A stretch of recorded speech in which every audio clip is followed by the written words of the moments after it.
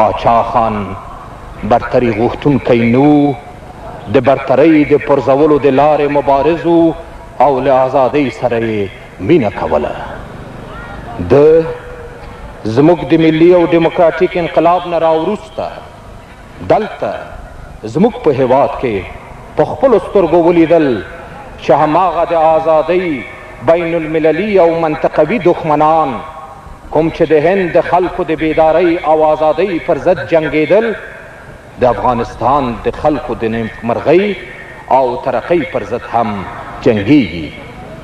دی په دې ډېر ځورېده چې د زاړه استعمار اخلاق افغان د افغان په لاس وژني او قربانۍ د خپل کور ورانولو ته راپاڅولي دي. ده غوښتل چې له خارج څخه د تحمیل شوي جنګ د مخنیوي لپاره د افغانستان په ټولو خلکو وګرځي، لیکن د ناروغتیا په شرایطو کې په غرونو او درو ګرځېدل او په لوړو ژورو باندې تلل راتلل د ګران وو. زموږ جمهوري دولت او د افغانستان د خلق ډیموکراتیک ګوند تر پایه پورې د افغانستان د انقلاب پر مسایلو باندې له باچا خان سره نږدې تفاهم او مشاوره لرله. باچا خان د افغانستان انقلاب ته لوی امید کړی و. دی د دې انقلاب په عادلانه ازادي بخښونکي خصوصیاتو باندې باوري و. هغه چې ټول عمر د تربګنیو، دښمنیو او غچ اخیستلو مخالف او د عدم تشدد علمبردار و، د افغانانو او پښتنو په کور کې اور نشو لیدی او د دغه اور د مړولو لپاره یې غږ پورته کړ. د افغانستان د جمهوریت د ملي روغې جوړې سیاست د فخر افغان خان عبدالغفار خان د بشپړ تایید او ملاتړ څخه برخورداره و، ځکه چې هغه ډاډه و چې ملي روغه جوړه د ورور وژنې په اور اوبه اچوي، مرور ورونه سره پخلا کوي او د تباهۍ مخه نیسي، په وطن او سیمه کې سوله او آرامي راولي او د هېواد د سمسورولو او آبادولو لپاره لار پرانیزي. د په انقلاب کې له یو شي څخه کرکه کوله، هغه د ورور وژنې جګړه وه چې د امریکا د امپریالیزم او د هغه د انډیوالانو له لوري د افغانستان پر خلکو تپل شوې ده. باچا خان پوهېده چې د دنیا زاړه قابضان دا د وینو وږي استعماري او امپریالیستي لیوان د افغانانو له انقلاب سره دښمني کوي.